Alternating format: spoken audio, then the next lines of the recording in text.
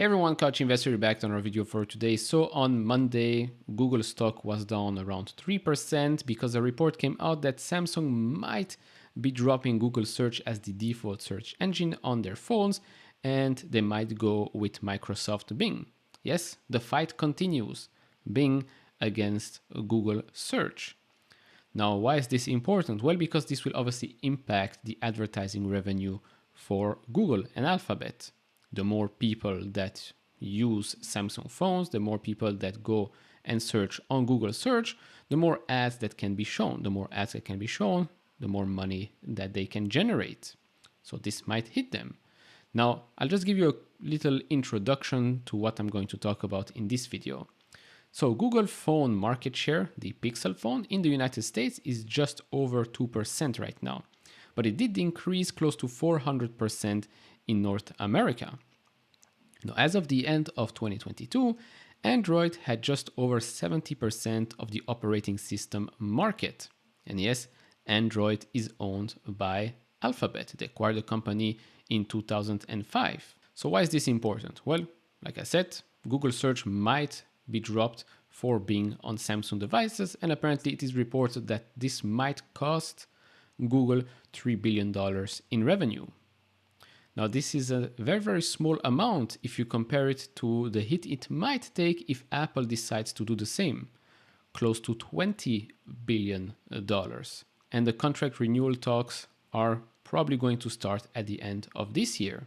Now, from what I know, and the last number I saw, which was a couple of years ago, is that Alphabet is paying Samsung $3.5 billion to be the default option on their phones. And they're paying a whopping $15 billion to Apple. So, yeah, not small amounts of money. And of course, this has caused some, regulatory concerns. The fact that you pay another company a huge sum of money and then the user is forced, basically, not really forced, but not a lot of people will go in the settings and change the settings to use a search engine. Now in Europe, this has been tackled. For example, the app Google Search and Chrome are not being pushed out, but then they do have to pay a licensing fee to Google. So what happens if and maybe when Samsung and Apple drop Google? What happens specifically with Samsung phones? Android, right? Android is supposed to be open source, right? They give it out for free. Well, not really. Because in order to have the, let's say, full power of the Android OS, because yes, the base layer, let's call it, is free, it's open source, but that's the one without the Google apps, without Play Store, for example. Now, in order to be someone like Samsung and sell your phones with Android OS, first of all, you need to get certified. I can't remember the name exactly, but you need to pass some stages, some tests. And then, yes, there are some requirements. For example, you need to have Google Play Store on the phone. The Google apps need to be pre-installed as well. And in this case, from what I understand, Google Search has to be the default as well. So I don't know, maybe some things have changed. I couldn't really find an honest answer here. So if some of you do have more information, how would it work if Samsung drops Google Search as the default option, but at the same time they still want to use Android? How would that work if those requirements were put in place? To be honest, I don't know.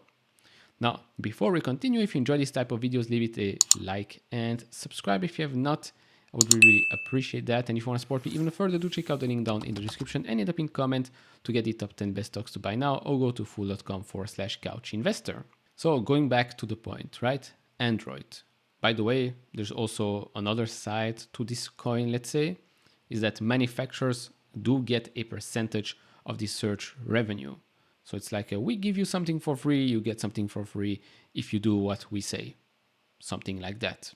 Now, in order for me to continue to explain, let's talk about an important metric here, which is TAC, Traffic Acquisition Cost. So last year, that number was just under $13 billion. Now, if you divide that number with the number for Google advertising, which was $59 billion, you get a number close to 4.5.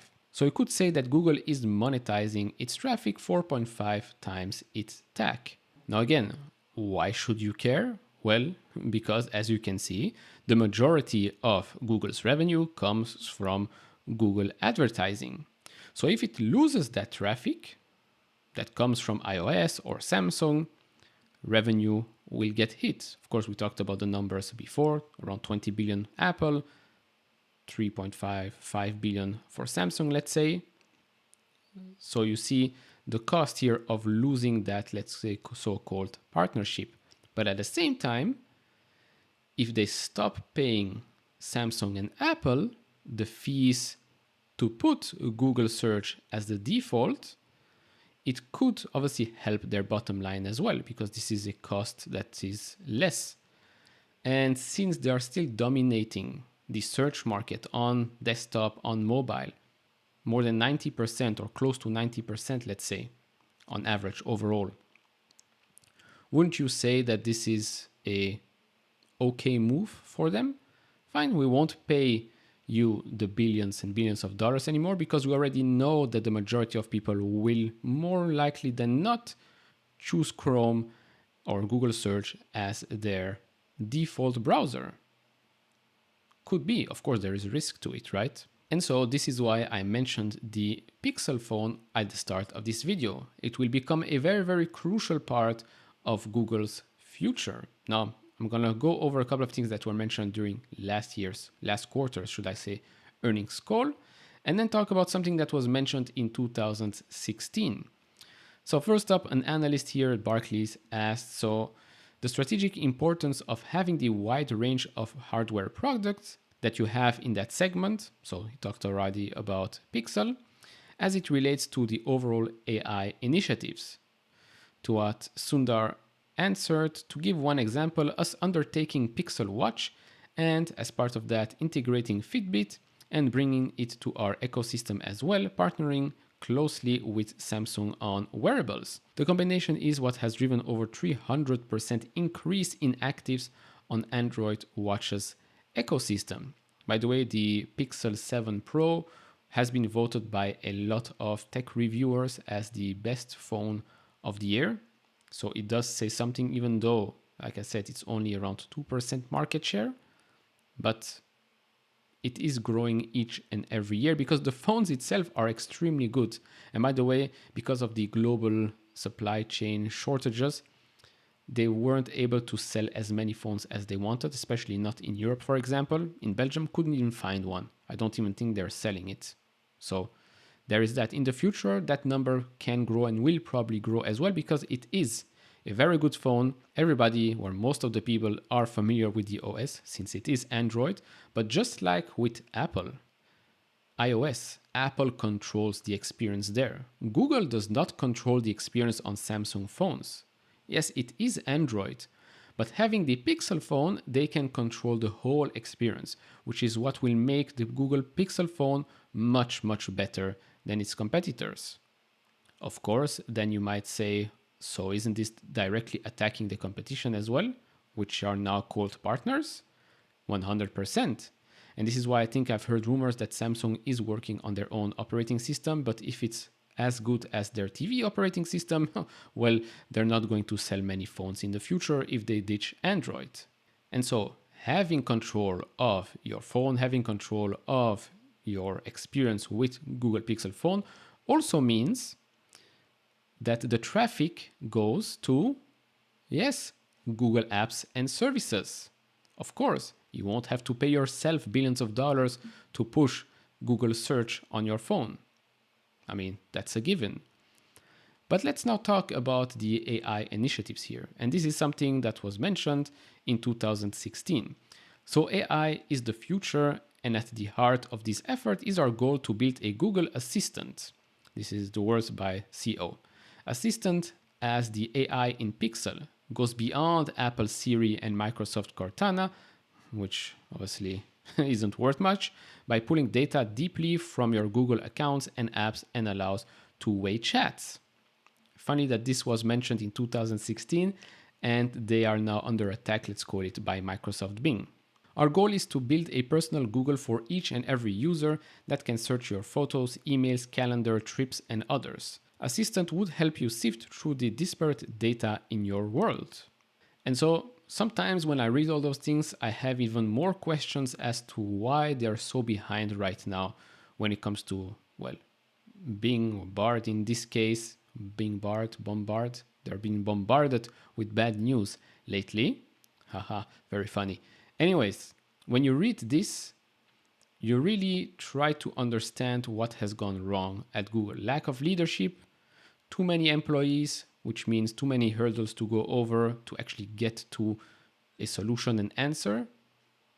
Probably yes. But going back to the problem here, losing Samsung or losing the, let's say, default option on Samsung and maybe even on Apple, will it hurt or will it not hurt or indirectly be a good thing for Alphabet, which means that they don't have to pay them any more billions and billions of dollars each and every year? On the one hand, maybe it's worth the risk to actually see how strong or big the moat here is, right? Google search. Are people going to go to the settings and switch to Google search? Or are they going to use Bing or Samsung's or Safari? I know Apple users don't have an issue using Safari, so there is that. But on the flip side, it does mean that a company like Alphabet would not have to pay billions and billions of dollars anymore to get that preferable treatment. And I still think that the Pixel phone is going to be huge for them because, again, controlling the whole experience is going to be very, very crucial here. So this is what I'm thinking about this situation. Of course, I still have lots of questions. This is an open conversation, even though I'm talking to a camera and you're listening to what I'm saying, but use the comments to maybe answer my questions, maybe ask more questions. I would love to hear your thoughts down in the comments below. If you enjoyed this type of videos, leave it a thumbs up, subscribe if you have not, and I'll see you all in the next one. Bye-bye.